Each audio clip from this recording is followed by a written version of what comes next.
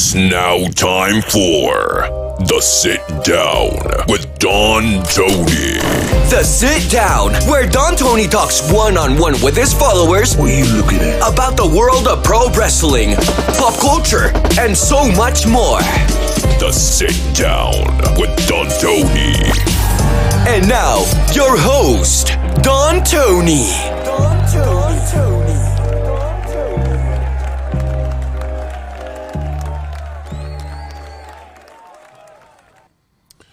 Hey, what's going on, everybody? How you doing for this Sunday night? I am here.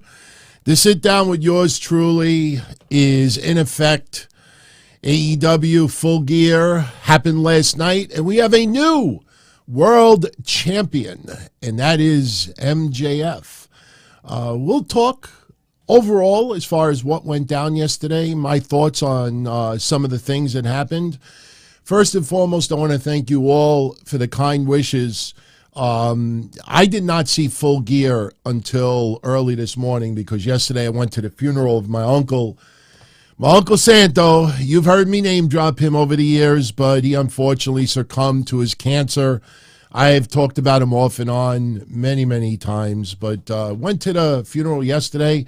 Open casket, which was very surprising because some of the things we had heard in his final days, I mean, it just didn't look good, but they made him look incredible. So, all right, but enough of that. I know, we want to have some fun, happy times here, and that's why I am here.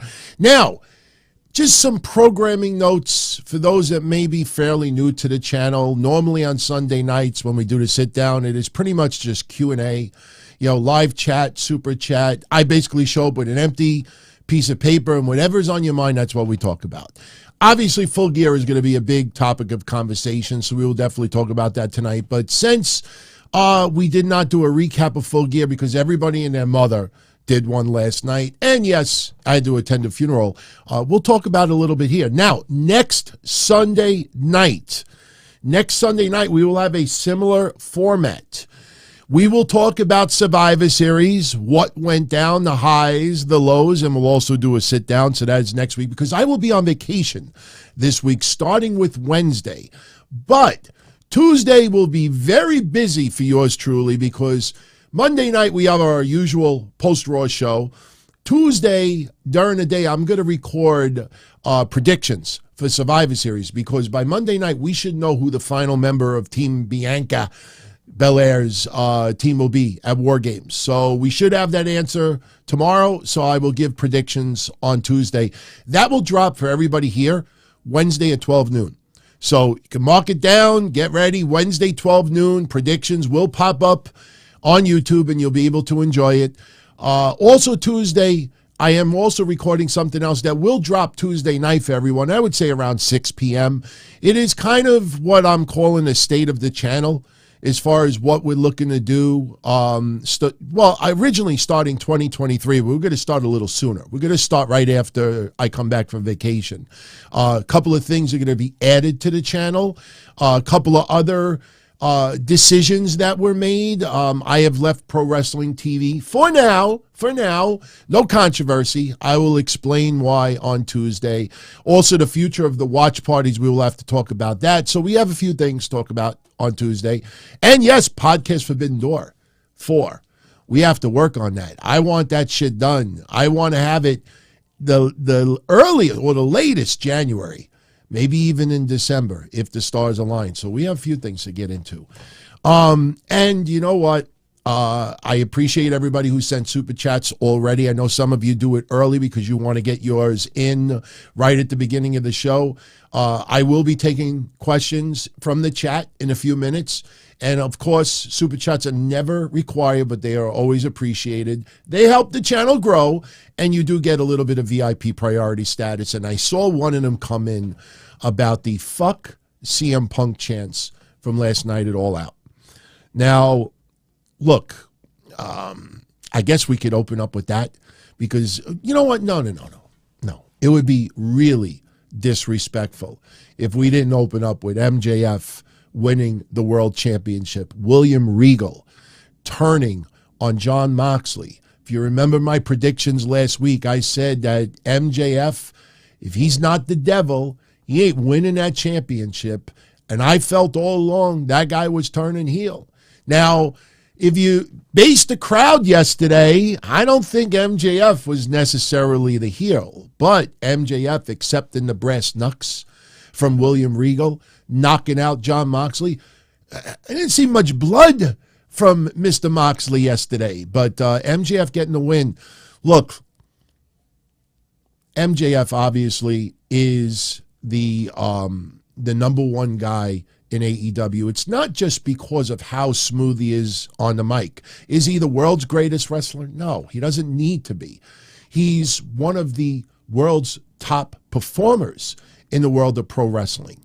See, MJF is a perfect example of what we've been talking about the past couple of weeks after Jade Cargill made that stupid, nothing personal, but made that stupid remark that all the women in AEW can have a 5-star match if given the opportunity. The fuck you care if your match is 4 or 5 stars? Entertain the fans. That's all that matters. Entertain the fans.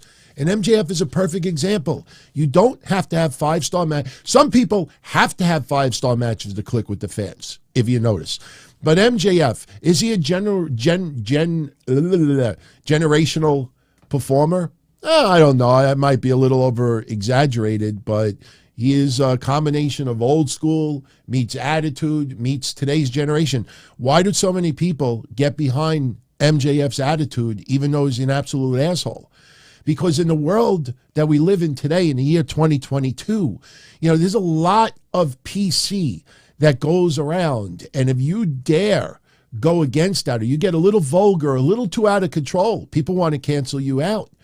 So MJF being as nasty as he wants to be, being able to say and technically do the things that none of us would be able to do or say, you kind of think that's a little badass. You kind of get a little behind it. That's why, look, I always said, obviously one of MJF's idols growing up in wrestling was Roddy Piper. God rest his soul.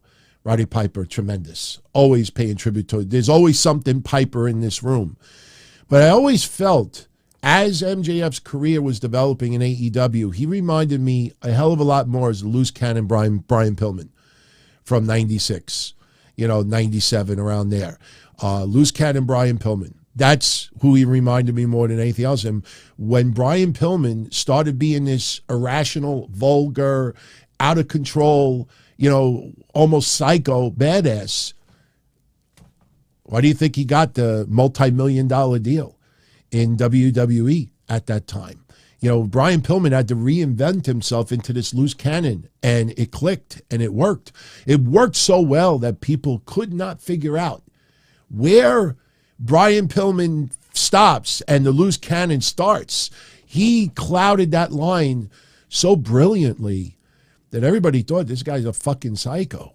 So, no, Benjamin, I disagree with you 100%. And there's no way I could top what Jim Cornette recently said. And even if you don't like Jim Cornette, and for many years I was not a fan of Jim Cornette, views, style, verbiage, but, it's two totally different eras. It's not MJF going against the boss. This is not just giving a middle finger on society. No, MJF is a pompous, coming from a family from Long Island. We'll leave it clean like that. There's a lot about MJF that has nothing to do with Steve Austin. Steve Austin wasn't loved because he was vulgar or gave the middle. There was a lot more than that. It was a lot. I don't know how old you are, Benjamin. I don't know if you grew up through the Attitude days, but it is nothing like Stone Cold. It's two totally different vibes, and that's not a knock on MJF. It is two totally different vibes. But hey, the big challenge is what happens to MJF if he signs with WWE down the line. Think about Brian Pillman, what I just said. When Brian Pillman started getting out of control in WCW, and then popped up in ECW, and threatened to urinate in the middle of the arena, and getting really, really nasty and vulgar.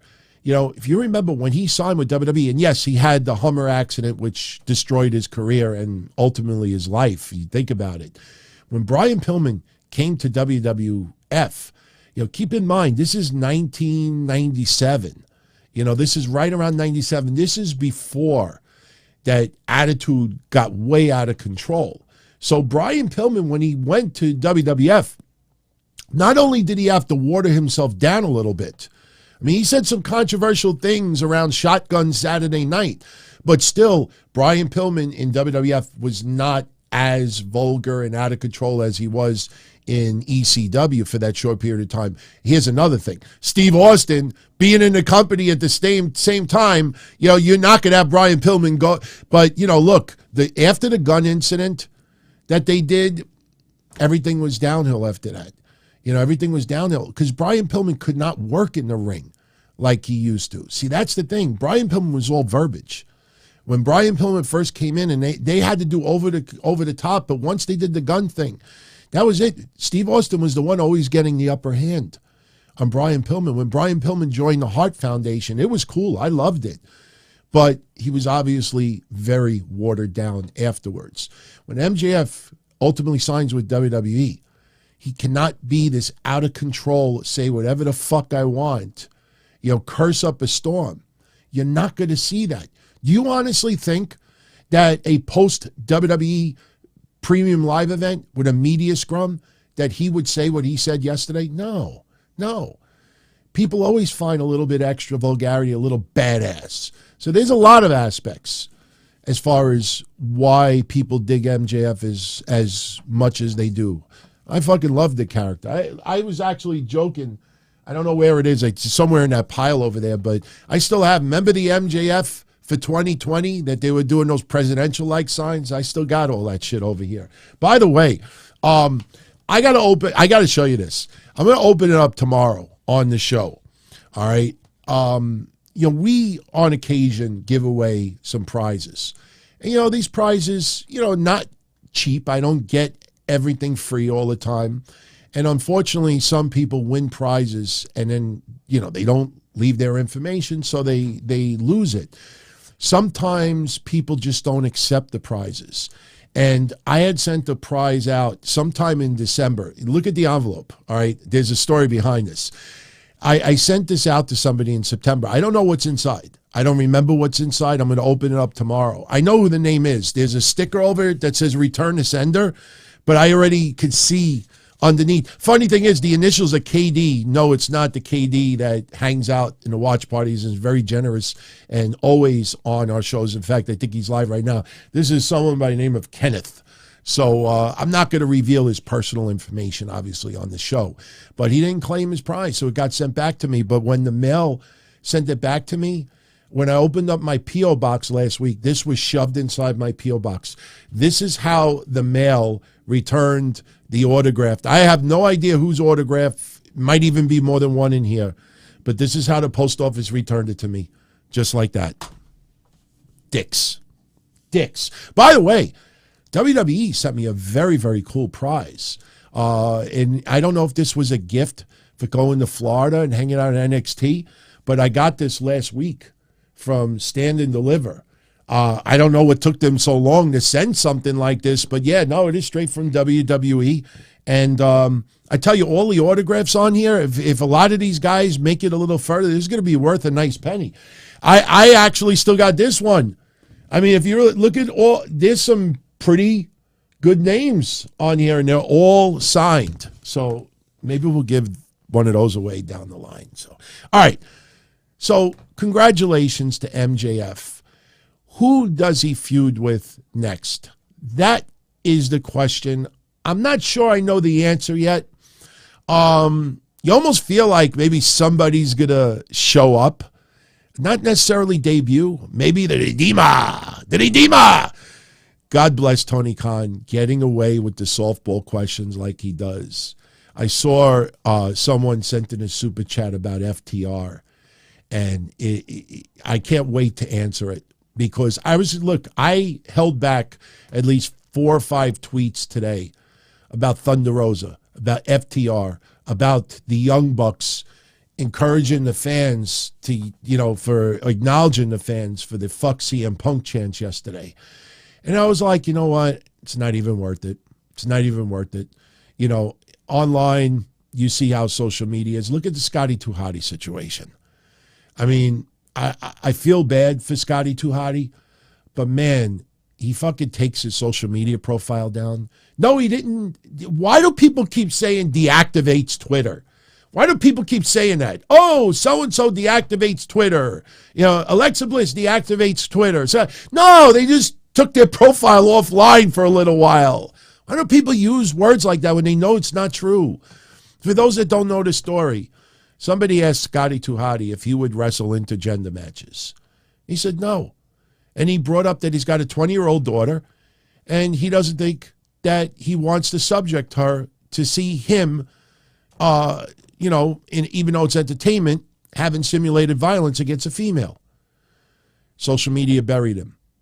What does this guy do? He fucking takes his profile down off of social media. I fucking hate that, man. Stand up. There's always going to be assholes online to shoot you down for any reason. I can't stand when people do that stuff. In my opinion, Scotty 2 Hotty was not wrong. I don't like intergender matches, with the exception of China, with the exception of Nia Jax, maybe Jade Cargill down the line. It's got to be a certain set of circumstances, not just put random person guy versus random person girl. I'm not into it. I don't like watching women in MMA.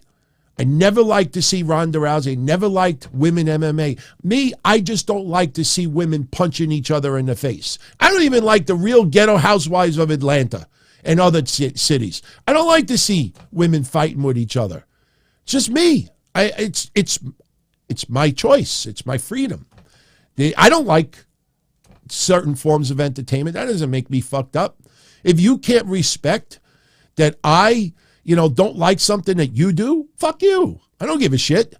And Scotty 2 Hotty, that really, really pissed me off, man.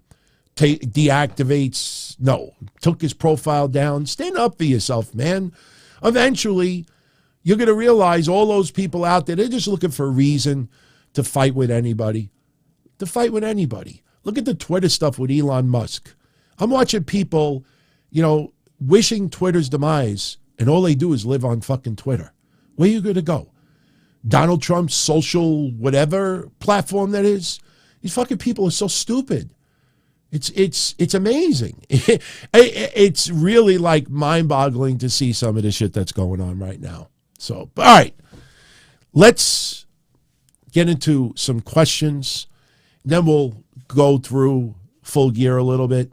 Some of my opinions on what went down last night, some of the matches, some of the things I loved, some of the things, probably did not need to be on pay-per-view. God bless Sting.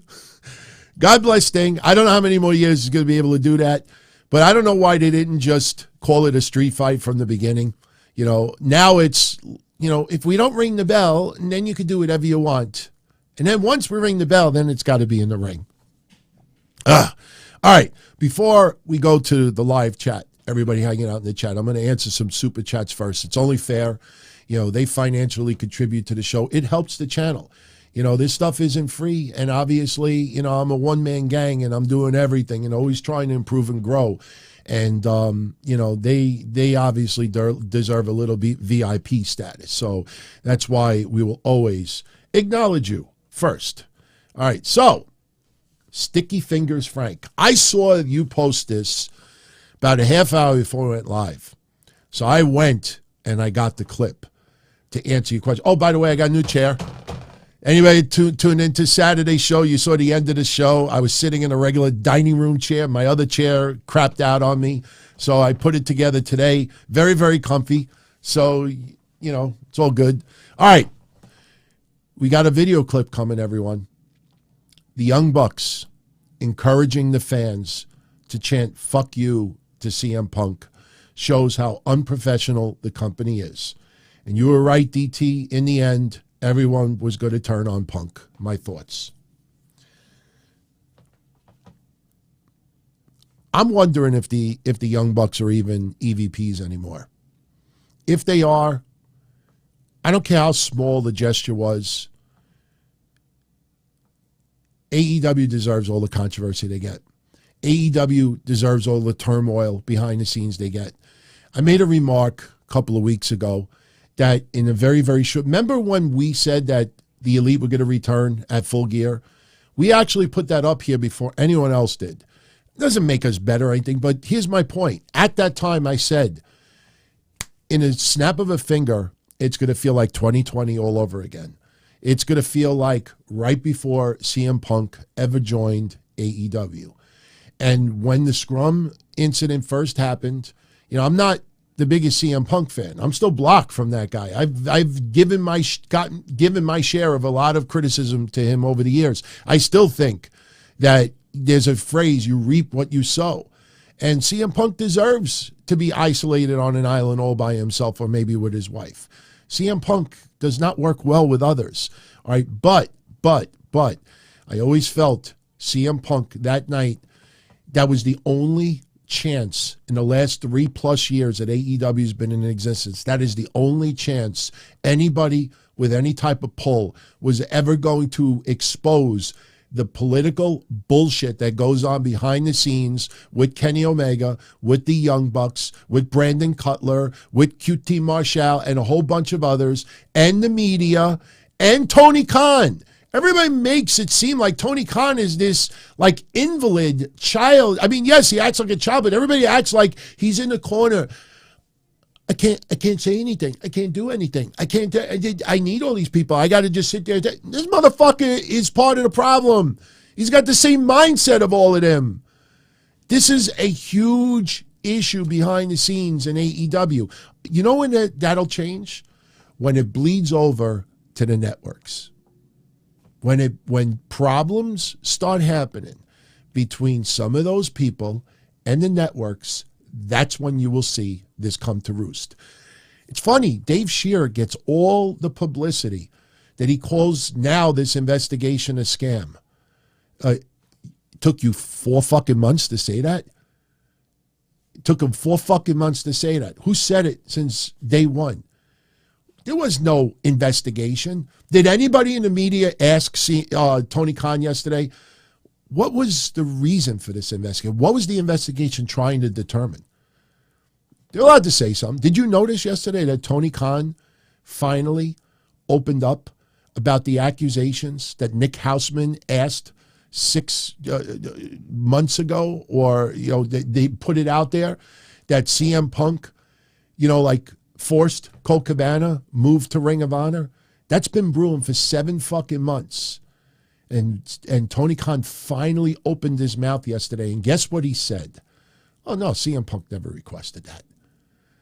Colt Cabana never opened his goddamn mouth for 6+ months, never went on a podcast, never went on social media to say, listen, guys, I know this sounds like a broken record, everyone. Listen, guys, I appreciate all the love and support, but I want to just tell you right now, even though CM Punk and I, we don't talk, we don't have a friendship, he did not did not force me to Ring of Honor, did not request me to move Ring of Honor, so please, never open his fucking mouth. Let it develop into a giant goddamn snowball for the last 6-7 months. Now, because there's a comfort zone that CM Punk is out of there, they don't have to worry about any more legal ramifications. Now it's, we can talk about, we'll just throw things out there.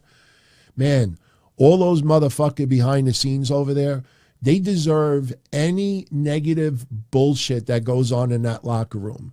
Do I want to see AEW fail? No. I'm a fan. I want to be entertained.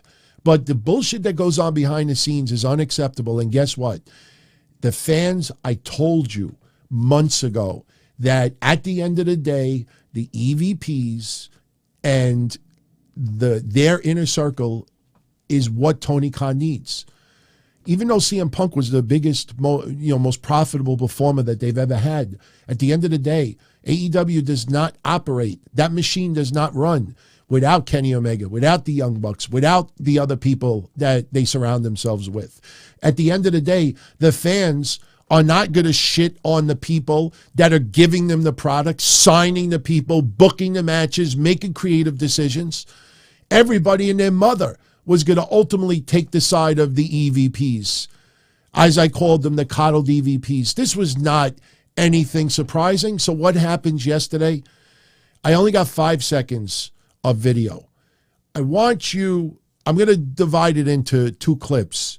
All right. I want you first to just hear the crowd reaction. Then I'm going to pause it. And then I'll tell you when to look to the, to the certain area on the video. This is what happened yesterday. All right. So you can't see me right now, but, the fans are chanting in unison, fuck CM Punk, because they got the Elite back on TV. All right. So now you really can't see it, but I want you to pay attention to the left side of your screen. The camera only flashes them for about a half a second or a second, but as soon as it hit them, they immediately switch to a different camera angle. And just look at what the Young Bucks do towards the fans. I know it seems minuscule, but there's a bigger issue here. All right, check this out. Watch closely. Coming right now, look. All right.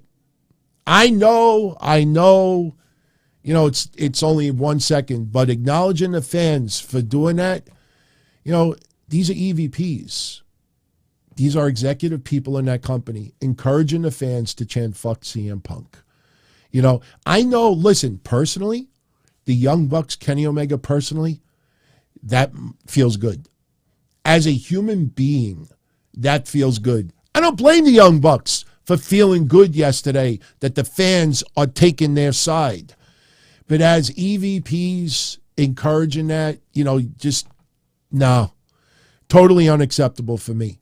It gets to a point, where, and the sad thing about it is that a lot of people online feel the same way, but they wouldn't dare open their mouth. Look at Max Caster and his rap, taking a shot at Jay Leno.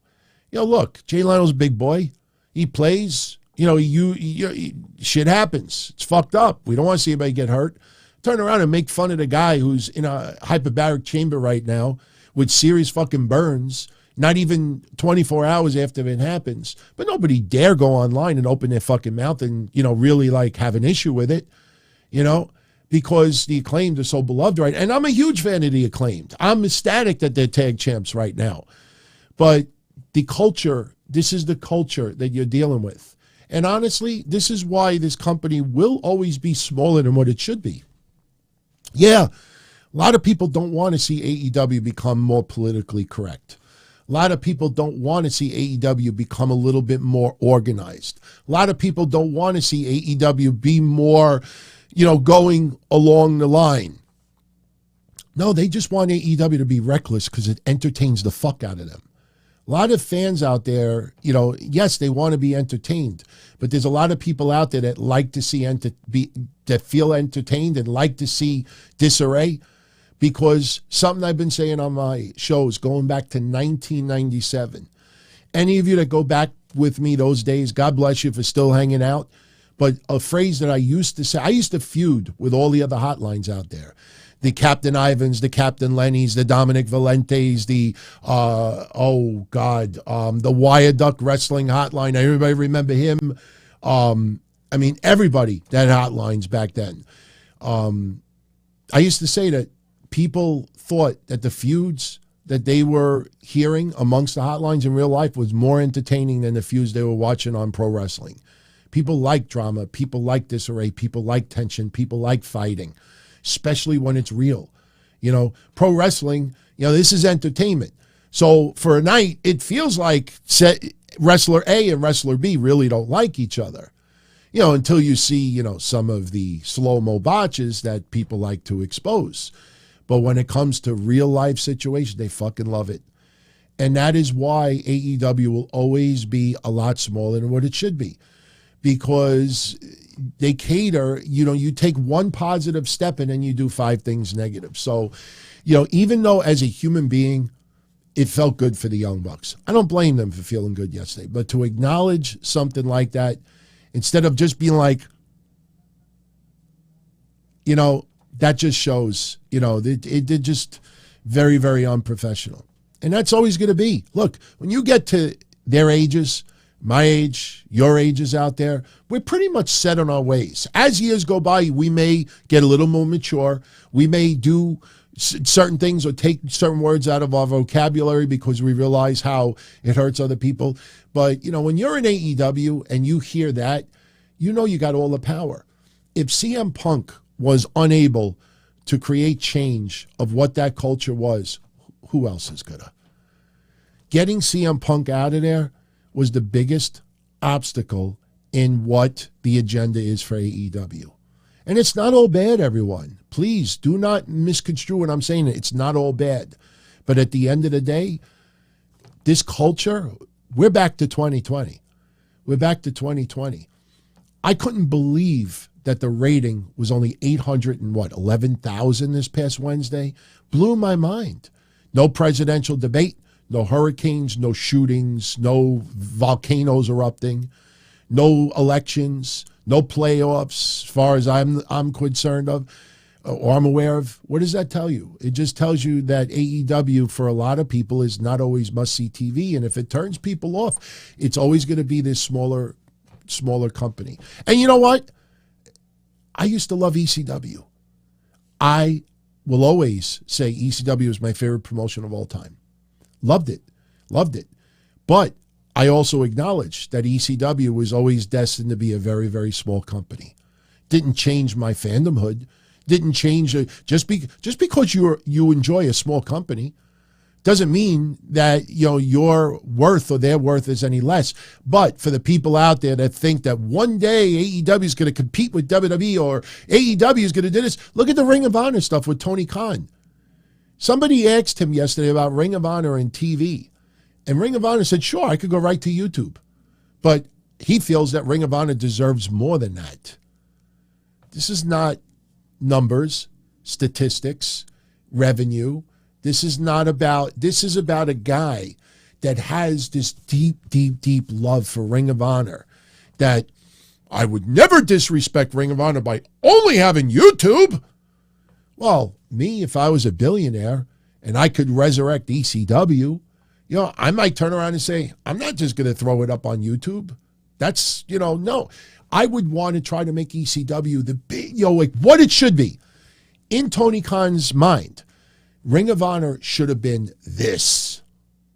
Should have been bigger than what TNA was. Unfortunately, it wasn't. It never did. For 20 years, it never did. For 20 years, it averaged 500 fans at a show. Now, some people are rabid, deep, hardcore fans of Ring of Honor. I was a rabid, hardcore, deep fan of ECW to the point that I almost felt like I was doing something wrong when I was doing a little bit of work for XPW. But at that time, ECW was already out of business.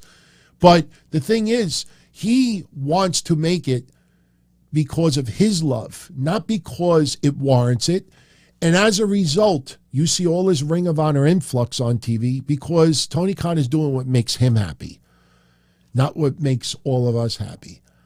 And this is why, again, AEW is not failing. AEW is not going out of business. AEW will be just fine. But for the people out there that think that AEW is going to expand and go to this next, get it out of your mind. Because there's no magic thing on the horizon. There's now rumors that William Regal may be leaving sooner than people expect. Sure, he's not wrestling, but still. Moxley, he's going to take some time off, people are saying. Bryan Danielson, for some reason, they haven't allowed him to become a world champion. And there's 900 titles in that company. So who's the person that's going to... There is nobody. Now, I want to get to FTR because I'm going to say it in one sentence. And I thought about this all day. Lascelles Williams, thank you for the 5 spot, my friend. Is there a specific reason why FTR was not on Full Gear pay-per-view? Tony Khan said that their roster is so big that not everybody could be on, the shows all the time. My answer about FTR is very simple. It's FTR. You make fucking room. I don't care if he beats 2 scrubs from Jersey. It's FTR. You make fucking room. You don't turn around and say, well, we got this gigantic, tremendous roster, and we got Tony Storm, and we got this and that, and start name-dropping other people. Because he did the same fucking thing yesterday with Miro and Andrade. Did the same thing yesterday. How come Miro and Andrade are not on TV? Well, we got this huge, gigantic roster, and not everybody could be on TV. And look, we signed Swerve Strickland and Keith Lee and Tony Storm and this and that. No. It's FTR. You make fucking time. Period. Look back at 2022. I posted online. No one else posts it. How dare you go against FTR and AEW? Look at FTR's record in AEW for 2022. Leave out the 6-man tags. Leave out the AAA, IWGP, and Ring of Honor matches. Go look at their record in 2022. People today, God bless them, people today putting side by side Samoa Joe and Roman Reigns. Oh, look, 2 Samoans, double champions. And I said, yeah, Roman Reigns has wrestled more times in 1 week at some points this year that Samoa Joe has done in AEW for his entire career so far. Like, stop trying to compare the two. FTR hasn't even had 10 matches this year under the AEW banner. Not even 10.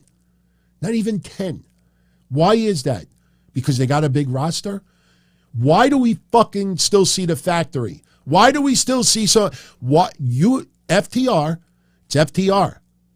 You make the time. You make the time. Plain and simple. You make the time. That's my answer, Lascelles. Martin Hedgeduck with the $10 super chat. No words. I'll fill in the blank. DT, you are awesome. You are the best. Much love. Thank you, Martin. Much appreciated, my friend. I hope you're having a great weekend, and thank you for your generosity. I really appreciate it. Makes my job a little easier. I don't have to get into any specific controversial topics. Martin Hedgeduck, thank you again for the 10 spot. Much love. Ronnie C., thank you for the 5 spot, buddy. Who's the next one in AEW that the fans are going to go after? One person comes to mind. Chat room. Who do you think the fans are going to turn on next in AEW? I'm curious to see if any of you out there are thinking what I'm thinking. Yet Rams fan, Ronnie C. is Ronald Crackdonald in the watch parties, and he's also on Patreon as well. So that's the Ronnie C. Ronnie C. And I think he lives in Australia. Is it Australia, Ronnie, or UK? So, sometimes, he just, he doesn't tune in live. All right. We got great thoughts, but Sammy Guevara, AEW fans are not going against Sammy. I'm not talking about as a heel, but okay. Chris says Thunder Rosa, King of Games says Thunder Rosa. Gamers Block says MJF.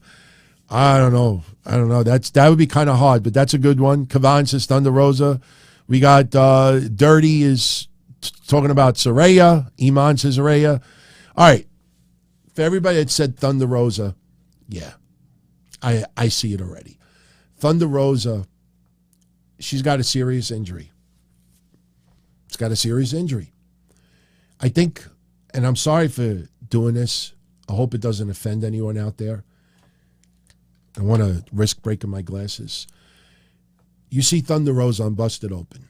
You see Thunder Rosa, doing some live streams. See Thunder Rosa smiling and happy. I almost feel like unless Thunder Rosa is on a stream and she looks like this, nobody thinks she's injured. You get the type of injury she has, and you can't even fucking lay in a bed. You have a hard time getting out of bed. Go try picking up that piece of mail you accidentally dropped on the floor. Go bend into your car. Go pick up the shit that your dog left on the grass. And when you're like, they're going to turn on Thunder Rosa. It's already starting to happen. And Jamie Hayter, she won the championship yesterday. My predictions were that I'm rooting for Jamie Hayter, but I was concerned. I thought Tony Storm was going to win. I am extremely happy that Jamie Hayter won that championship. But it's a double-edged sword because now everybody is going to be, because look, Jamie Hayter has become one of the most popular wrestlers in AEW amongst fans because she shows up, she works her ass off, she bumps like a motherfucker, she takes pins, she wins, she loses, she does her job, she does it well. Fans do take notice of that. It's not about numbers all the time, it's a respect factor. Jamie Hayter, I said it last week, is my favorite female wrestler in AEW right now. Why is that? Because she got a nice ass? No.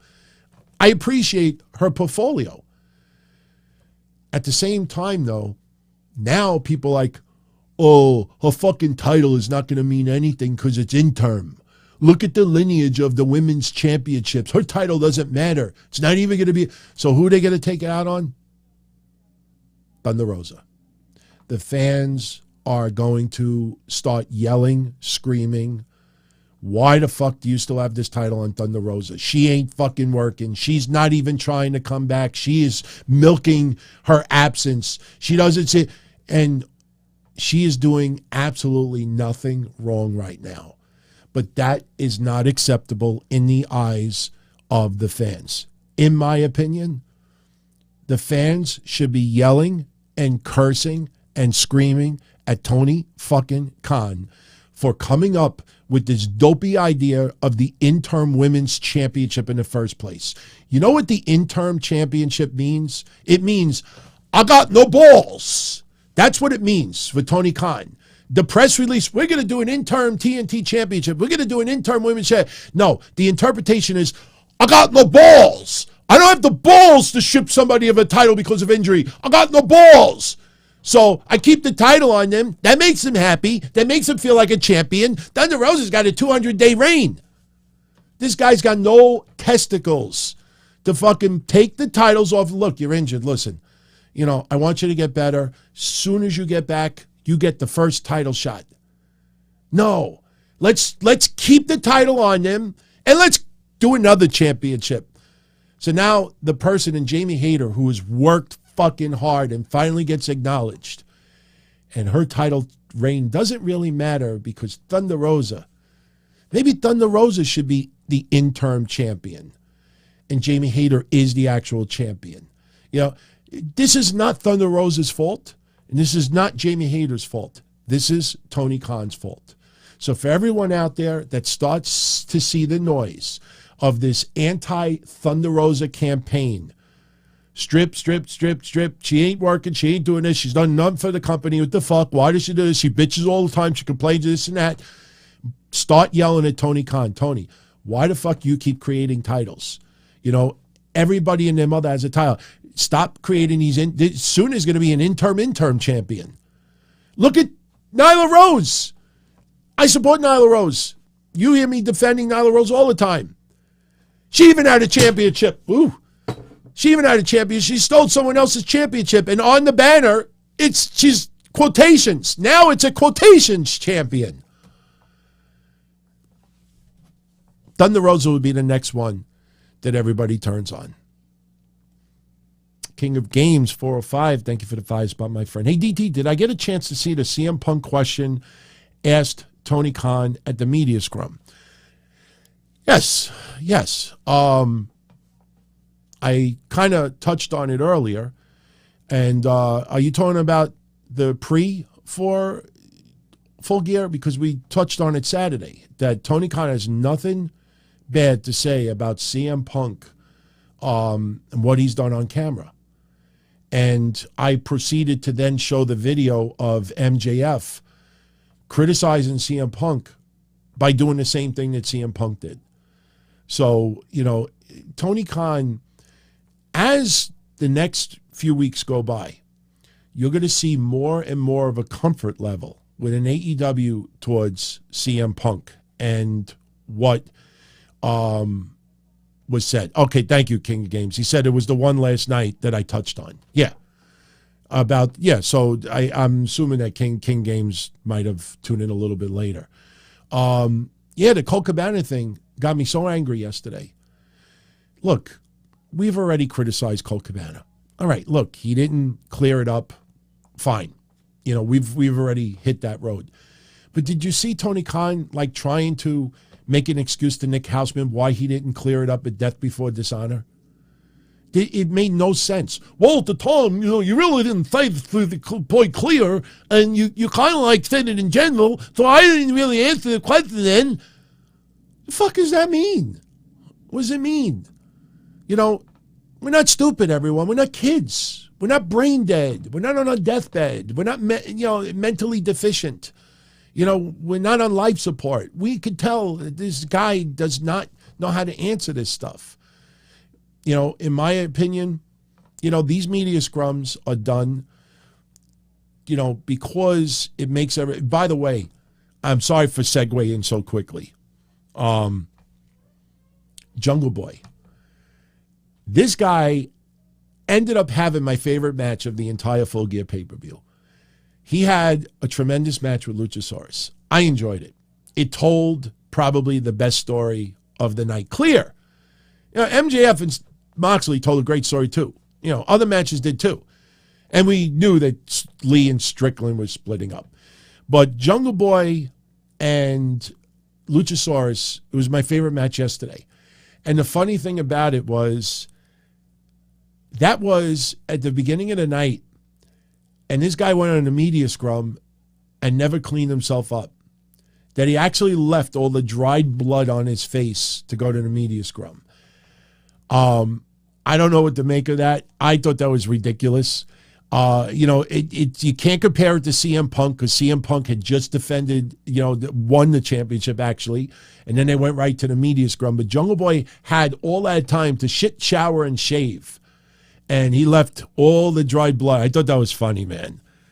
I thought that was funny. Ramsfan says, Jungle Boy, first match of the night, bled like crazy, shows it to me. Yeah. I'm totally with you, Rams fan. I thought that was hilarious yesterday. I was like, wait a minute. You mean to tell me all that time you didn't clean yourself up just for sanitary reasons? But look, give props to Jungle Boy and Luchasaurus. Did any of you ever think that either one of those guys would put on a performance like that? It was believable. And, I'll be the first to admit it. I thought the only way Jungle Boy wins is getting out of the cage. I honestly did not think he was going to have this behemoth of a man either pin him or make him submit. And what they did yesterday, he earned that victory. And I fucking loved it. It was a great story. Where it goes from here, I have no idea. I mean, really, where it goes from here, I have no clue. But that was tremendous yesterday.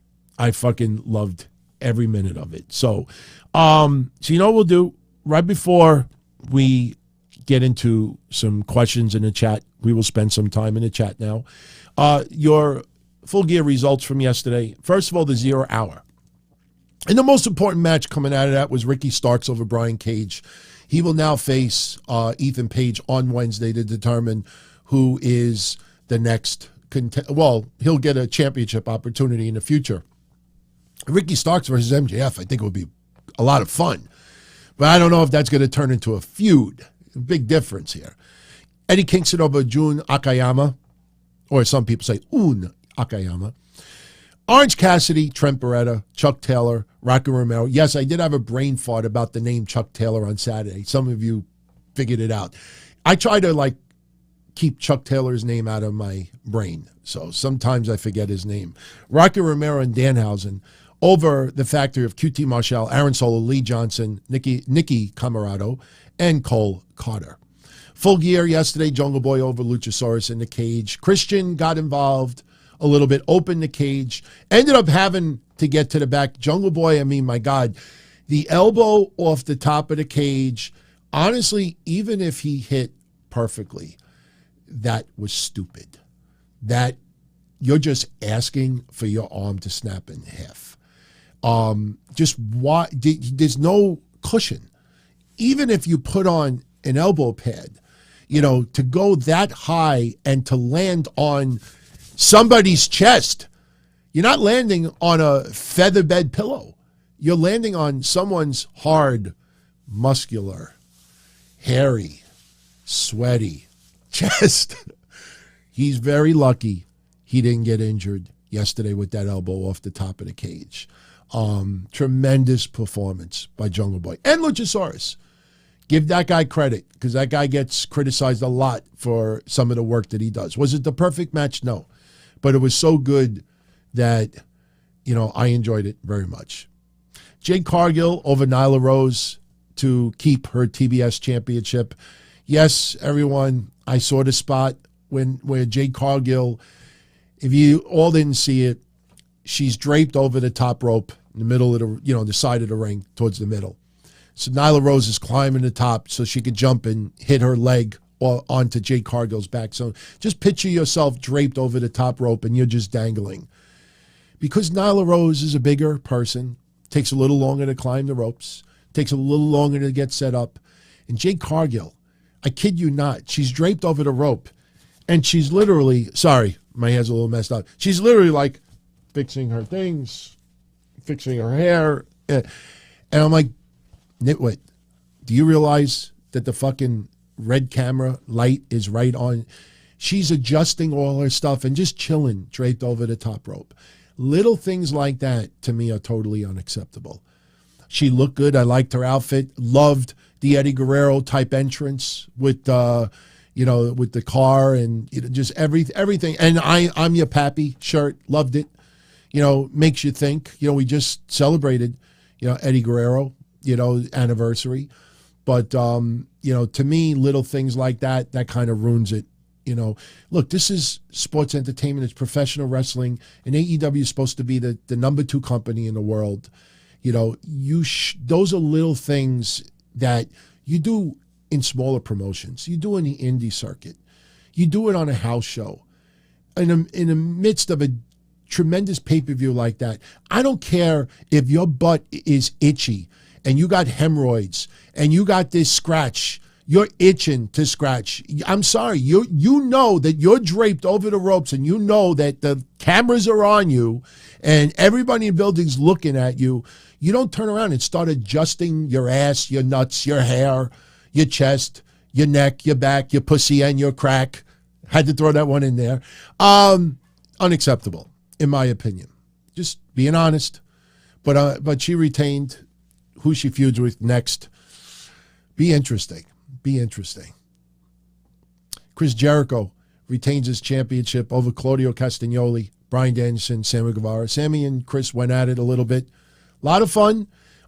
Jericho, kind of like, the raw, like, look at that Judas effect at the very end. Ugh. It was kind of, honestly, he was just probably better off just to like run backwards, just try to break up the swing. But he tried to hit this Judas effect like so perfectly onto Claudio, and it just missed terribly. I was like, okay, here come all the Twitter accounts putting it in super slow-mo, but he hits another one and gets the win. Teasing a little bit of Sammy and Chris. I'm sure that'll get picked up on Dynamite a little bit. But Claudio and Bryan Danielson, their work against each other, fabulous. Now William Regal no longer in the Blackpool Combat Club, and I also think that Wheeler Yuta is on his way out of the Blackpool Combat Club as well. So wouldn't be surprised if we start seeing Bryan Danielson and Claudio possibly having a little bit of professional bouts. So, listen, I know everybody likes the Combat Club and everything, but this is AEW, man. Things get split up. You can see it. There's always a turn. There's always somebody being added, taken away.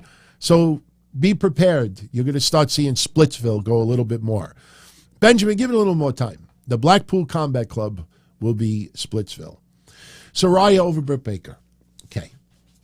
It's funny. I've showed you this before. I was looking at this autographed card that I have of Paige. I never realized that it was the rookie card.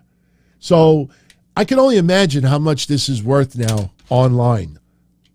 So I was checking out. By the way, I think next week we're going to start giving away some LA Knight.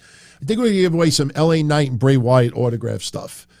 That shit on Friday SmackDown was a hell of a lot of fun, man. A lot of fun. But look, Saraya, first match back, 5 years. Understand, she worked hard in the ring leading up to this match. It's not just ring rust. You got to look at her emotion when she came out. this woman had what was thought to be a career-ending injury. Wrestling is her life. And if you realize it, look, there's no question she did some fucked up things while she was wrestling. We don't need to repeat them. I blame that on immaturity. Look, it's just how I feel. But once she was out of the ring, a lot of the turmoil started, the depression, everything else. You saw that emotion when she was on the rampway. To think that day would ever come, I could only imagine how good she felt yesterday and how that emotion just took over. And understand too, it's not just the overwhelming feeling of being able to come back. Now you go through those ropes. Britt Baker is on the opposite side of that ring. And then the other reality kicks in. Oh, fuck. Now I got to put on a great performance and show everyone that, yeah, I can hang with Britt. And the match was not that great.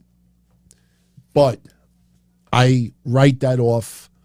First match back, overwhelming emotions, a lot of pressure, a lot of concern, a lot of unknown.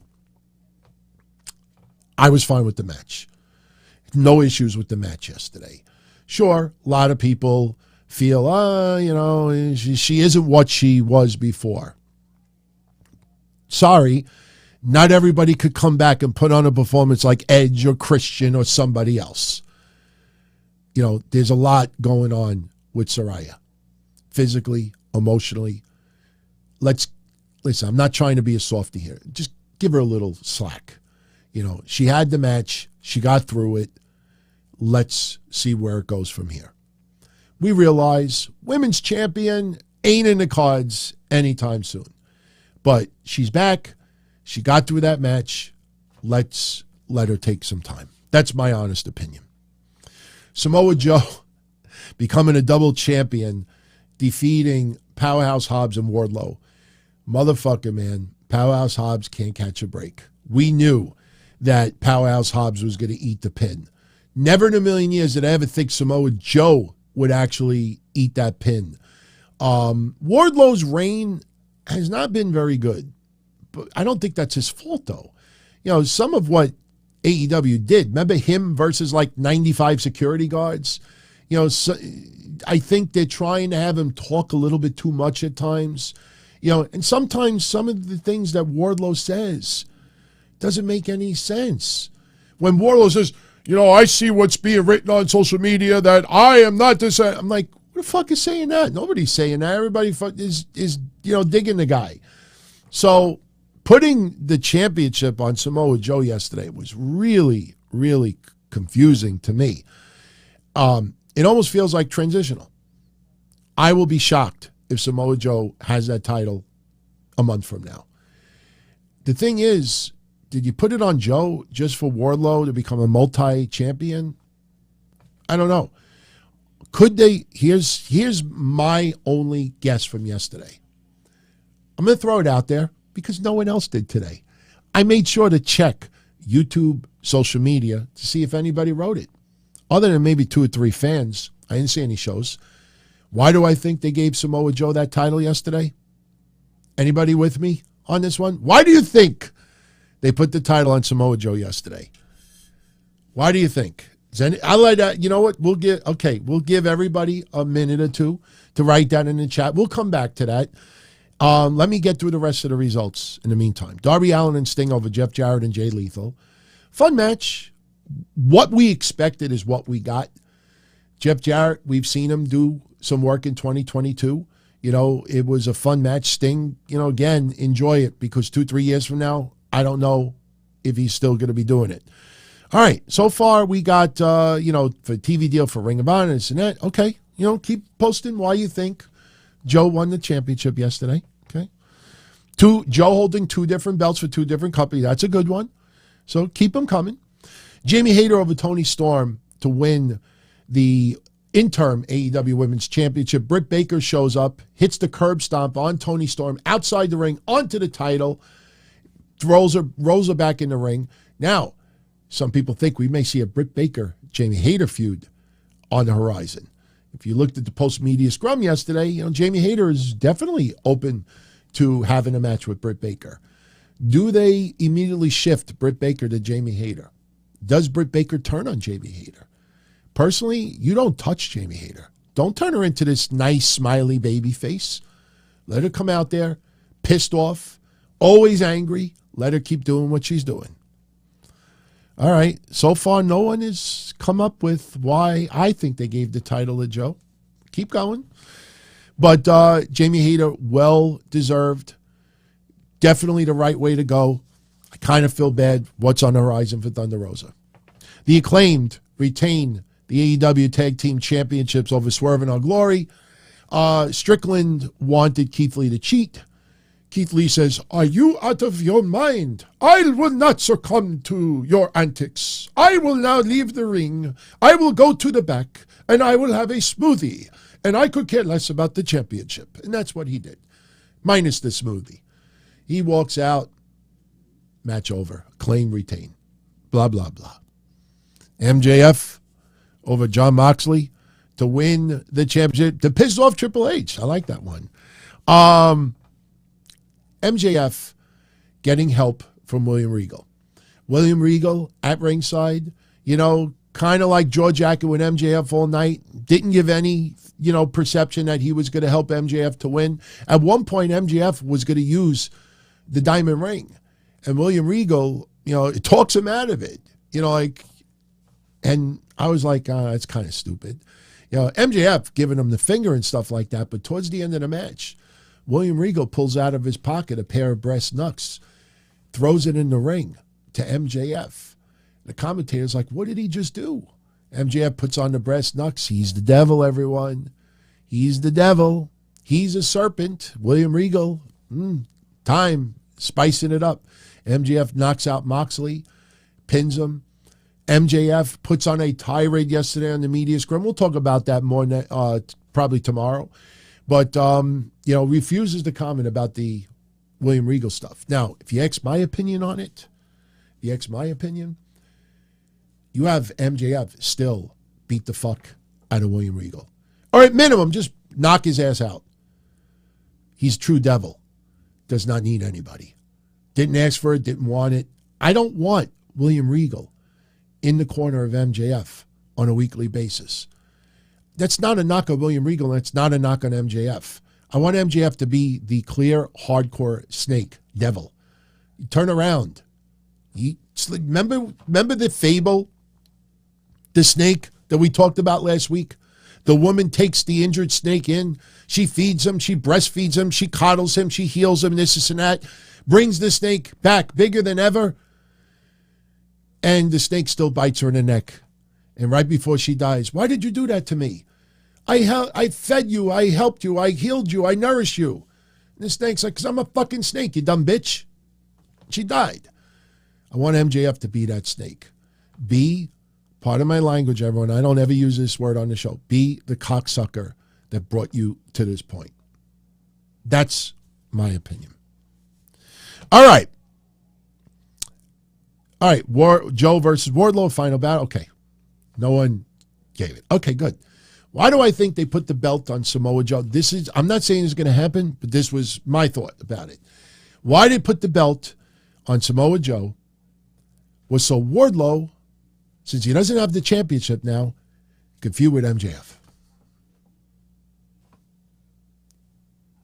What do you think?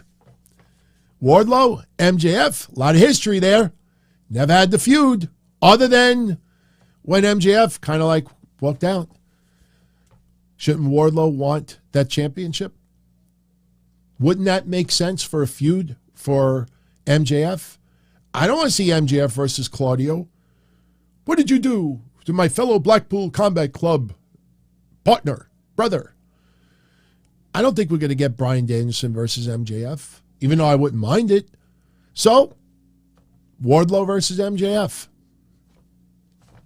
I don't know if I like it. I'm just trying to answer myself, wait a minute.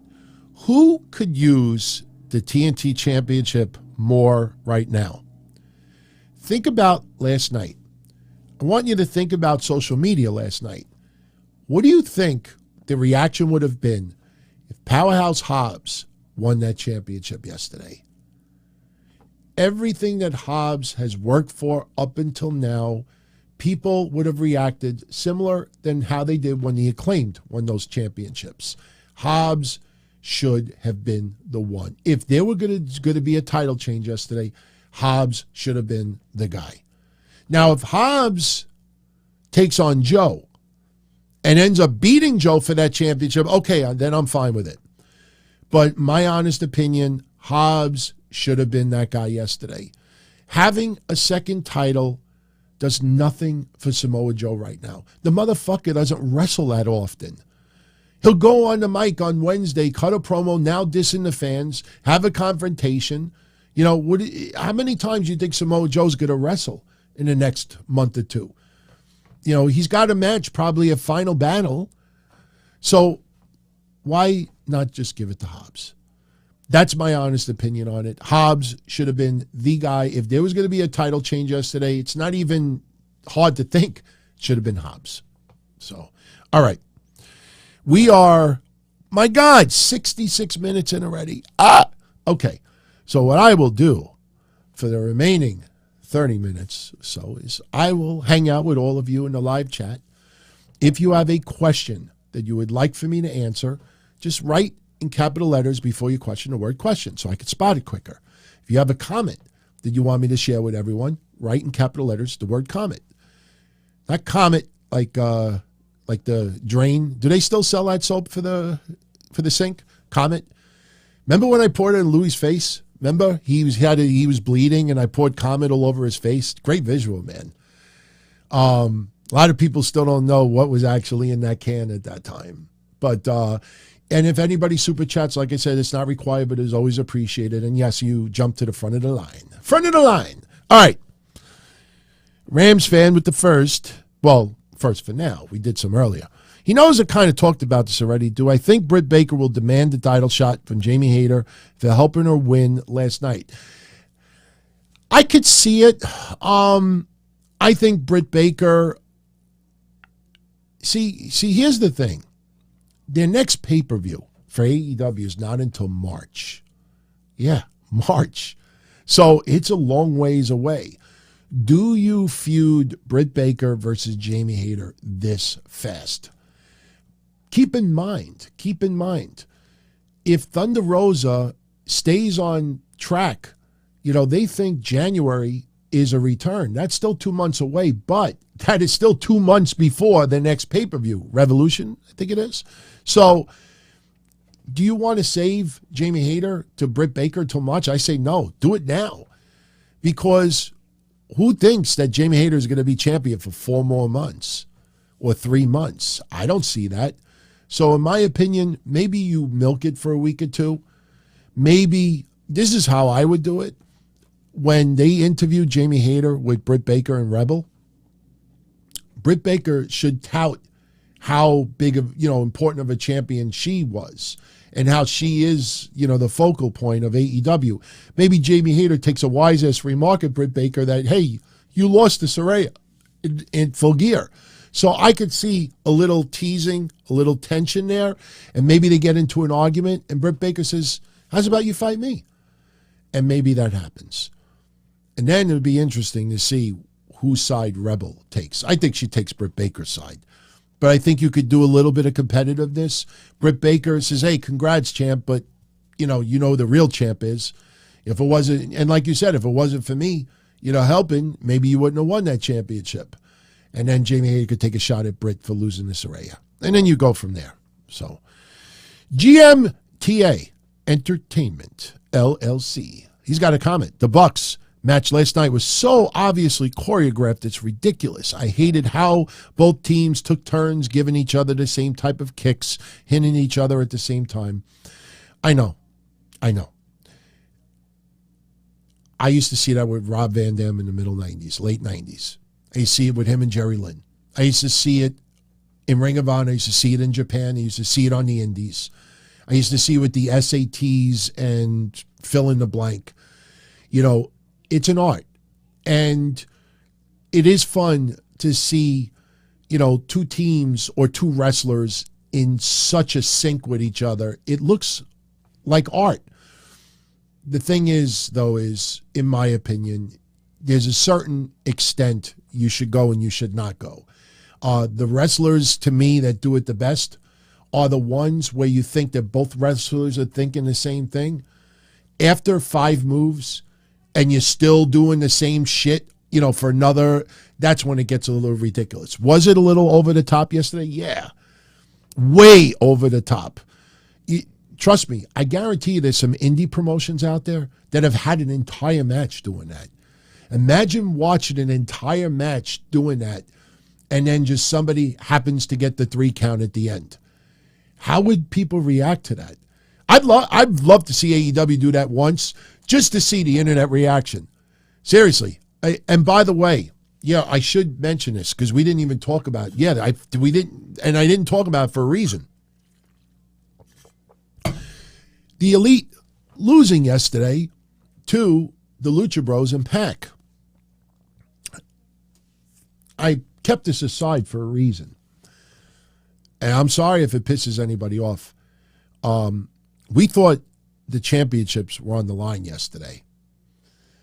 And at Full Gear, we find out that the Young Bucks and Kenny Omega are going to have a best-of-7 series against the Lucha Bros and Pac. I absolutely hate that idea. And I will give you a few reasons why. Again, you disagree with me, fine. Just respect my opinion. I respect yours. The Elite did not lose yesterday. The Lucha Bros and Pac, the Death Triangle, did not win yesterday. My prediction is that the Elite get the titles. Yeah, they are regaining those championships. What AEW did was, okay, they're going to win in a best-of-7, 4 matches to 3. So basically, they're going to keep those trios championships. There's going to be a stranglehold on them until fucking February. Did anybody think about the House of Black yesterday? When are the House of Black going to become trios champions? Easter? Summer of next year? Because the best-of-7, listen, I loved their match yesterday. Now I got to see it 7 times? At least throw some stipulations on there. One's a cage match. One is this. One. Stir it up. Stir it up. And they're not fighting every single week. It's like every 2 weeks, every 3 weeks. This is not going to be completed until February. So for everyone out there, Dima, maybe he could team up with 2 people. Or the House of Black, trios champions. It ain't happening anytime soon now. So those trios titles are now tied up until February. So there was no title match yesterday. It was match 1 in a best-of-7. The Death Triangle is up 1 match to none. Gee, if the Death Triangle wins this Wednesday, oh my God, the Elite are down 2 matches to none. Can I guess who's going to win the 3rd match and the 4th match? So I loved it. I don't want to see it 7 times the same thing. Put some stipulations in there. Get creative. Throw a roulette wheel. Spin the wheel, make the deal. You don't have to use the same phrases. Throw some, stips, some gimmicks to it, and I'll be fine with it. But, like I said, the House of Black, they're going to return. Who are they going to feud with? The Dark Order? You see, you watch. November, towards the end of the month, December, Christmas, New Year's, January, winter. Winter is coming. Winter left. February, Valentine's Day, March, Easter. And then you're going to be like, wow, the House of Black have been back, and what are they doing? Just bringing it out there, So the House of Black, they're going to be back probably 4 months. And then people are going to be like, when are they getting their shot? People, look, I thought the announcement was cool. And then I started thinking about it. I'm like, but why? Why? because the EVPs, they got some New Japan commitments. They're going to be wrestling the first week in January in Japan. Kenny Omega is going to be taking on Will Ospreay. Oh, so, we got to stretch this out a little bit. The EVPs have some commitments to Triple A, or wherever it is. So they got to take care of all of that, and then they get those titles back. That's what's going on. Yeah, spring will be coming, or spring will be here before the House of Black has any chance of getting those championships. So, all right, let's get back to the live chat. Let's see. And just spread out questions a little bit. If I answer one of yours, give some people some time to ask something too. Tomorrow we will find out who the final member is in Team Bianca. I am still thinking Beth Phoenix.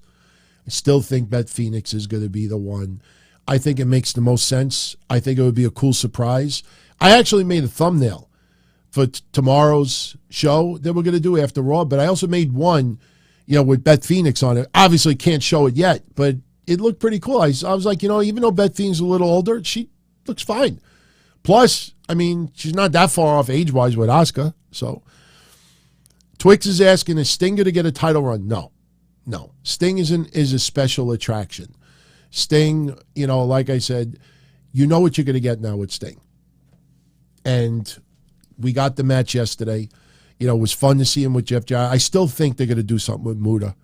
I still think there ain't no fucking way that Tony Khan is going to let Great Muta retire without doing something with Muta in some way, shape, or form. So I don't know when it'll happen and where it'll happen, but I feel something with Muta's got to come. And maybe that's when Sting has, his next bout. So, all right. Benjamin is asking, do any wrestlers' music cause worse PTSD than Jeff Jarrett's TNA theme?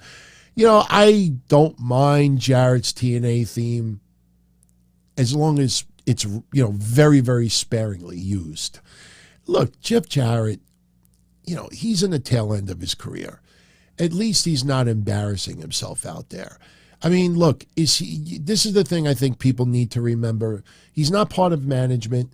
Yes, he's working in the office, with live events, but he's not in management. There's no global force invasion coming. There's no, backstage work like TNA. It'll be interesting to see Jeff Jarrett's role 6 months from now. And listen, I honestly think Jeff Jarrett, pardon my pun, will have very little stroke backstage. I think Jeff Jarrett will be a team player, but I think Jeff Jarrett will also be answering to a lot of people. It'll be really interesting to hear Jeff Jarrett answering to like Brandon Cutlet and some of the others over there. I don't mind Jeff Jarrett right now. He's actually, and I give him credit, he battled the alcoholism. He battled a lot, and he still loves wrestling. There's no big financial play here. The guy is not making millions right now doing this.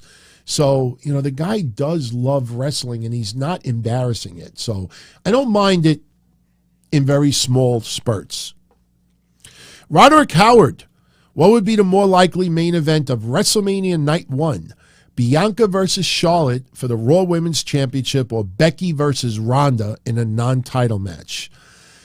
I'm gonna steal ice cream. I've been crazy. Oh boy, she's uncovering my freezer. See, a lot of people don't know behind the scenes that there's dead bodies in that freezer. That you can fix the thing. I am. Huevo, relax. She called me Huevo. I still see like white over here. Come on, you're making this look very unprofessional here. Wait till you see the rest of your house. Yeah. All right, close the door. Now. Yeah, a lot of people don't know. See this? That's a food freezer. I just tried to I used to put like ornaments on there. The problem is that sometimes I open the food freezer and forget to take the ornaments off, and then they would all fall on the floor and break. So, yeah. It's all right. Sorry about that. Sorry about the interruption. I think Bianca versus Charlotte is the more likely main event. Even if Ronda Rousey's turning the corner, she still has a long way to get to the level where she doesn't get ripped online like she has. Will it be in time for WrestleMania? I say no. Becky versus Ronda would be a fun rematch, especially after what happened a couple of years ago. But no, I think Charlotte versus Bianca would be. I don't know if either one of those matches are going to happen. But if I had to choose one, Bianca versus Charlotte. Absolutely. Won't the freezer overheat with the blanket on it? Well, it's actually just like thin material. But no, after the show is over, I pull it off. I wouldn't leave it in the back. And then the plug, heats up and catches fire. No. When I leave, the first thing I do is I pull it off. Like a magic trick. When they pull, the magician pulls he has the bunny or something. Or no, he pulls the thing off and the flowers are there. That's exactly what I do. I go, just like this. Rocky Red was at Full Gear last night. His first AEW show. He thought it was excellent. Live, very entertaining. P.S. No more 4 to 5 hour shows and double-digit matches. Quality over quantity. I am totally with you. That is why I didn't do a recap yesterday. I knew I was going to a funeral. A week ago when I said I was not going to do a recap, my uncle was still here. So we weren't planning on his demise. But the thing is, look, JD, I caught some of his show last night because, I didn't see the pay-per-view. I wanted to hear what he said. He didn't go to bed till 4 o'clock in the morning. And honestly, I don't want to ruin my entire Sunday. I'm going away in 3 days. I want to pack. I want to get some shit together. I want to prepare the shows for later this week, before I go. So I don't want to stay up until 3, 4 in the morning, with these shows. 4 or 5 hours is a lot. But they do it every 4 months, 3 months. We're not getting another one till March. So you got 3 months to prepare for the next 12-match event. I'm with you. Quality over quantity. But look at Tony Khan's size of his roster. We will never get 6 or 7 match pay-per-views. Maybe Ring of Honor. Ring of Honor, you might get 6 or 7. You ain't getting 6 or 7 in AEW. Not anytime soon. But I'm glad you had fun, man. Everybody looked like they were having fun. And I talked to a few people today that went, and they had a ball. By the time they got home, they were exhausted. But, hey, you got your money's worth. You had a great time. It's a memory you'll talk to people about 5 years from now. Oh, yeah, I remember when I saw MJF win the belt. This and that. Very cool. Mighty. Do I think ECW could survive in this day and age, even if they had the finances? No, probably not.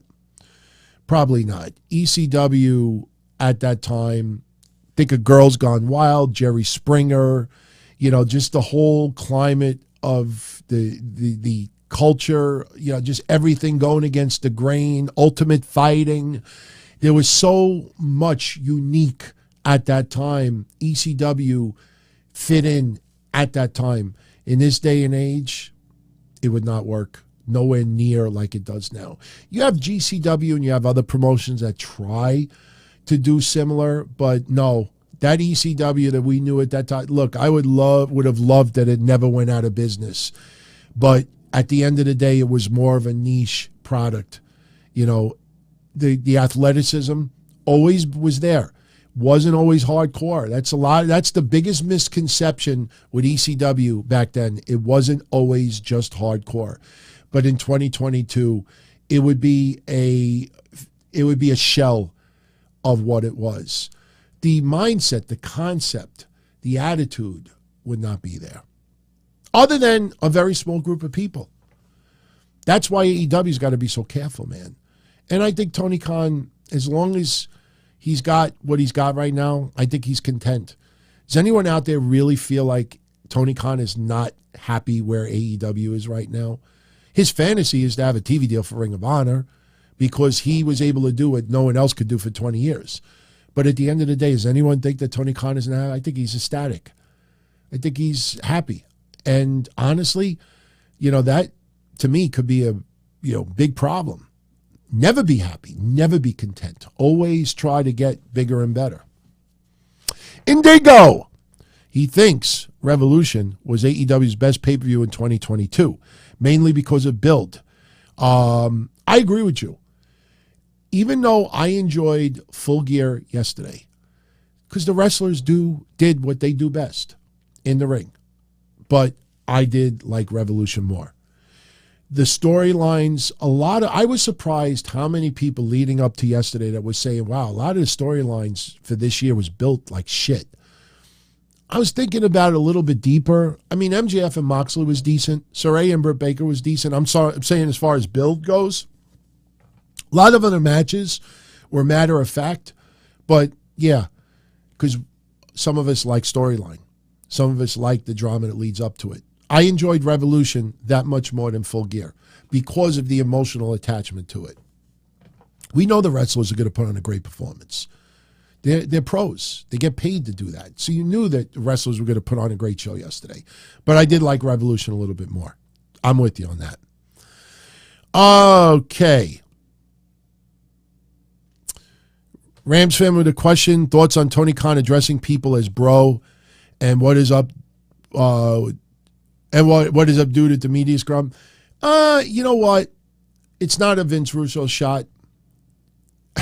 You'd be surprised how many people use the word bro. I use it once in a while. Shit, now because I watch On Patrol Live, which is the hybrid of what Live PD used to be, you see people getting, like, arrested, like pulled over, arrested, car chases. Come on, bro. Come on, stop, bro. What are you doing, bro? Why are you giving me a hard time, bro? I mean, if you consciously think about it, you'll hear bro more. You'll hear it a lot more than you realize. A lot more than you realize. So that's just a phrase that a lot of people use. I mean, honestly, you know, a lot of people make jokes about Vince Russo because it's every other word out of his mouth. I mean, you know, I love Vince Russo. I've always been a fan of Vince Russo. And even I sometimes, you know, if I had to take a shot every time he said the word bro, I'd be pissed drunk in 5 minutes. So, by the way, rest in peace, Jason David Frank. Man, I was never a fan of Power Rangers. Never liked the Mighty Morphin Power Rangers. But, you know, I knew of the guy. And he was a wrestling fan. Big wrestling fan. And I heard that he unfortunately took his life earlier today. Iman says he was the Green Ranger. Honestly, I never got into the Power Rangers at the time. I don't know why. It never clicked with me. But, man, I knew a boatload of people that were huge fans of the Power Rangers. When I saw some people today, like, truly, truly devastated, like people I know, like, that's not people just being overdramatic on social media. I remember it brings me back, you know, much younger years where, you know, everything was Power Rangers. And, you know, good that, you know, that show and those people had that much of a factor in your life growing up.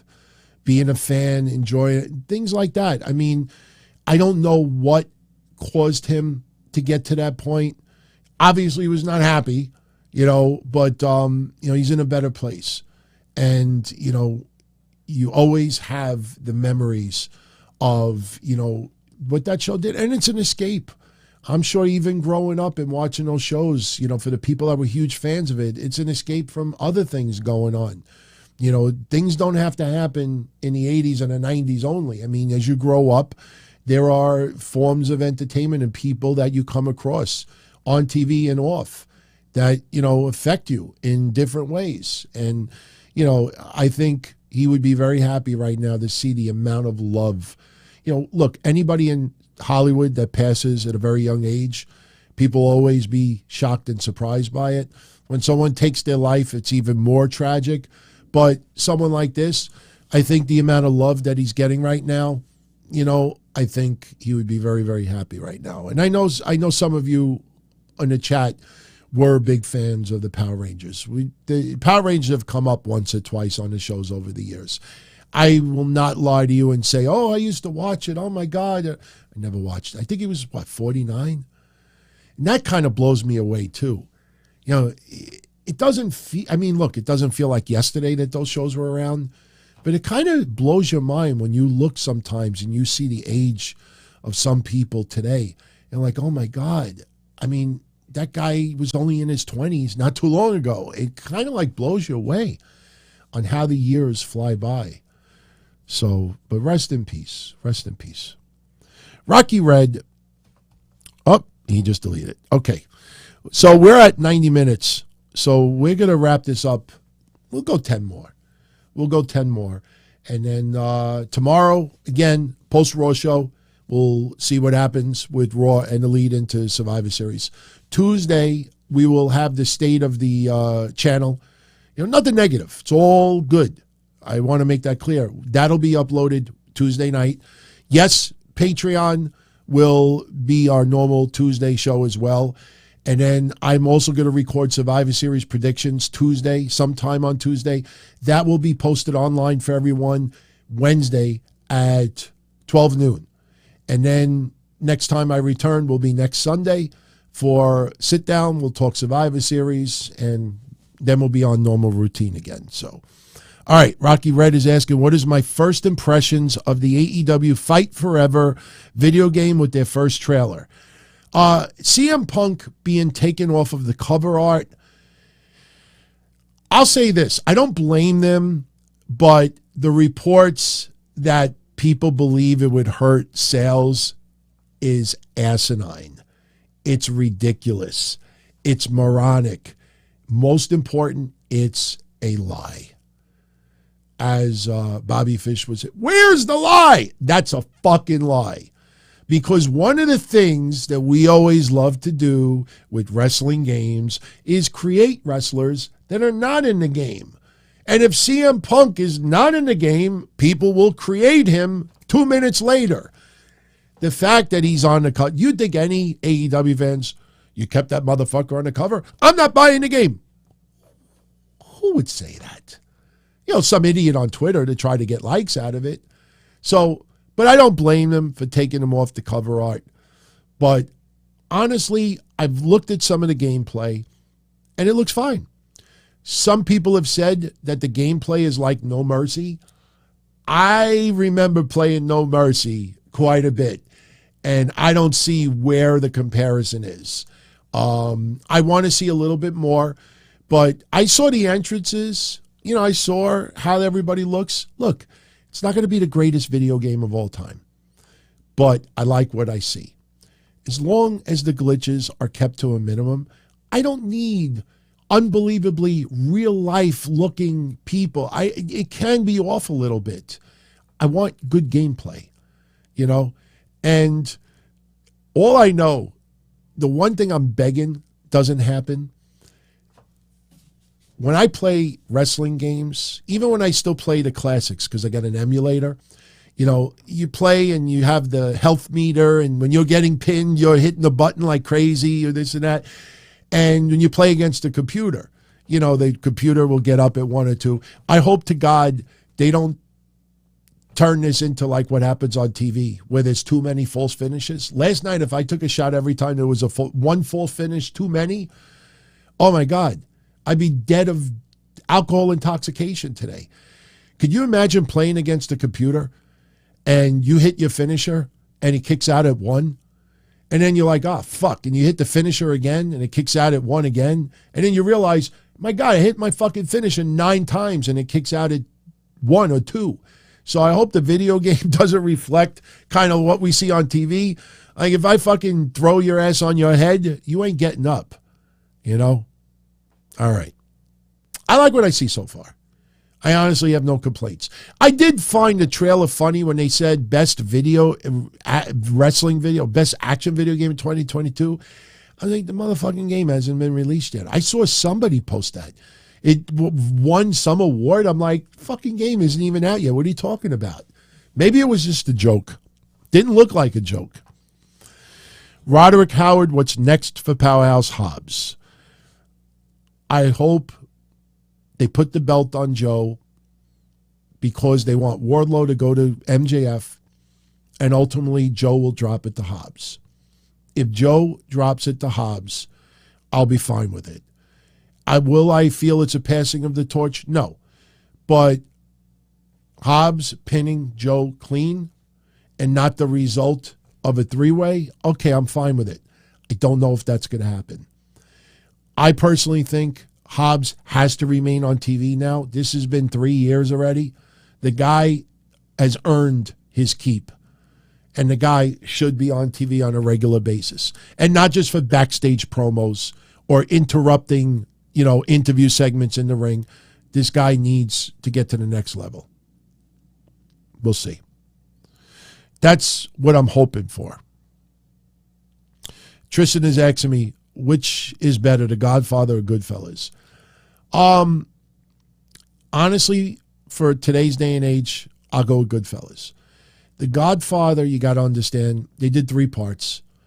Even though I didn't like 3, but 2 is my favorite of all time. But understand, you have to watch so much footage of The Godfather to understand the entire story. When The Godfather came out as a VHS set, I've told this story before. I bought it for my father back in the 80s. And I remember the set was like $150. Might have even been a little bit more. And what they did was they put the movie in chronological order. No flashbacks. And it was really cool because you could see it from beginning to the present. But it's so long. And I don't think people would be willing to sacrifice that much time to watch it, especially since it's 50 years since the original came out. So I would say Goodfellas. Goodfellas fits more contemporary, and I think just the storyline would be more, people would be more into. So, even though I love the movie The Godfather, Goodfellas, all the way. Shit. I got fucking Goodfellas shit everywhere in the house. I've showed you this before. You like my painting? My mom gave it to me. I got Goodfellas stuff everywhere. That's not Goodfellas, but he's all right. He's a good fella. He's one of us. All right. 3 more minutes, and we're out of here. Wasn't that part of an entrance song? Oh, 3-minute warning. Yeah, we got 3 minutes, and we're out of here. Benjamin feels Max Caster's line about the heart monitor and the IV drip was worse than the Jay Leno line if it's directed towards Keith Lee. Well, here's the thing. Here's my honest answer to that, Benjamin. If it was directed to Keith Lee, I guarantee you Max Caster ran it across Keith Lee first. And Keith Lee gave him his blessing. Does it take away the fact that it's very tasteless? Yeah. They're baby faces. Of course, people want them to be clean cut. You don't want them to be like, yo, listen, throw your hands in the air, wave them like you just don't care. And if you like me and wear clean underwear, everybody say, oh, yeah. Nobody wants that. But, yeah, you gotta kind of like get a little bit better tasting, in my opinion. All right. Think we're going to call it because we still got a busy night tomorrow. It's going to be an interesting Raw. Not much has been advertised for Raw. At least we're not getting Miz and Dexter Lumis tomorrow. That'll be next week. So I'll leave with one more question. SoFly. Am I looking forward to the Ospreay Omega match at Wrestle Kingdom? It's going to be an off-the-hook match. Am I looking for it? I'm looking for a nice, fun storyline to lead up to it. I'd like to see Will Ospreay maybe show up in AEW once or twice in the month of December and maybe get involved with Kenny Omega a little bit to lead into that. Look, we know the match is going to be good. And look, if you took 2 of my favorite wrestlers and put them in the ring against each other, I'm going to like it. So we're not, we're not questioning how good the match is going to be. I want a nice, fun storyline built to it. And look, the only reason why I'm saying for Ospreay to be in AEW is because they're not going to have Kenny Omega go all the way to Japan to tease some storylines. Hell, who knows? Maybe Ospreay shows up tomorrow. I'm not saying or Wednesday. I'm not saying it's going to happen, but who knows? Maybe he shows up on Dynamite Wednesday because the Elite and the Death Triangle are having a match Wednesday. So, all right, everyone, I'm going to jet out of here. So I hope you enjoyed tonight's episode. I didn't want to get into a detailed, recap every little aspect of it. I just wanted to give my overall thoughts on it. There's a trillion reviews out there. We know the event was great. If you did not see it, and if you're asking me if I recommend that you see it, just, be prepared. Maybe you want to watch it in 2 or 3 pieces because it is very, very long. Some matches, I think at the end of the day, some matches you will turn around and say, this really was not needed for pay-per-view. And I agree. But when it comes to AEW pay-per-views now, you know what you're going to get. You know, when I used to work for the Mass Maniac for USA Pro Wrestling, if you go back and you check out any shoot interviews, even CM Punk in his old interview joked about it as well. The one thing that the Mass Maniac was always notorious for was having 5-hour shows. He would have 15 matches. If I show you any of the DVDs or the VHSs where I was even on his shows, you will see 15 matches on there. And wrestlers on shoot interviews just to always joke about Frank's shows. Oh my God, I got to pack, overnight bag. I got to stay in the arena till 5 o'clock in the morning.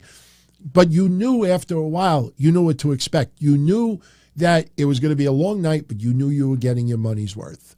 So, just be prepared. Maybe you want to watch it in 2 or 3 pieces. But overall, definitely worth a watch, in my opinion. But so if you enjoyed tonight's episode, I would appreciate it. Throw yours truly a solid. Smash that thumbs up. Definitely check out the show tomorrow. I'll be live at 11:05. And Tuesday, stay to the channel. Don't expect any drama, but there are some changes coming to the channel. It's all positive. It's going to affect the shows in some ways. We'll talk about a few things. We definitely want to take this to the next level. And, we'll get into a few things. I mean, honestly, I'll tell you right now, that State of the Channel video I'm going to record, I expect it only to take about 15 minutes.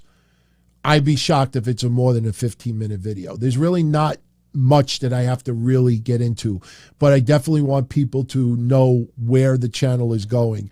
And I definitely want to start working on Podcast Forbidden Door 4. So once I post that video up, you'll have the opportunity to give me some suggestions, and we'll get that shit going. I would love to do it in December. If anything, maybe we stretch it right after the new year, but we definitely want to blow that wide open. I at the end of the day, I want this to be a monthly thing, but or every 6 weeks, but I want them to all have some substantial meaning to it. I'm not going to bring people on just to bring people on. But all right, I'm going to jet out of here. Everyone, much love. I'll see you all again soon. And my thing doesn't work. I made some equipment changes behind the scenes tonight, so now it'll work. As far back as I can remember, I always wanted to be a podcaster. For me to live any other way was nuts. To me, those goody-good people who worked shitty jobs for bum paychecks and took the subway to work every day and worried about their bills were dead. I mean, they were suckers. They had no balls. If I wanted something, I just took it. I ran everything. I paid the bills. I paid the host. I even paid the masked maniac. Everybody had their hands out. Everything was for the taking. We always called each other good fellas. You would always hear from somebody. You're gonna like Don Tony. He's all right. He's a good fella. He's one of us. But if you're part of my crew, nobody ever tells you they're gonna get rid of you. It doesn't happen that way. There weren't any arguments or curses like in the movies. See, your haters come with smiles. They come as your friends, the people who've claimed they care the most for your life. And now that's all over. And that's the best part. Today everything is different. There's lots of action. I don't have to wait around for everything like everyone else. Oh, I didn't get the vaccine? Fuck you, vaccine me. Oh, your delivery guy has COVID? Fuck you, feed me. Right after I moved here, I ordered egg noodles and ketchup, and I got spaghetti with meat sauce. I'm no longer an average nobody, while they get to live the rest of their lives like a bunch of schnooks.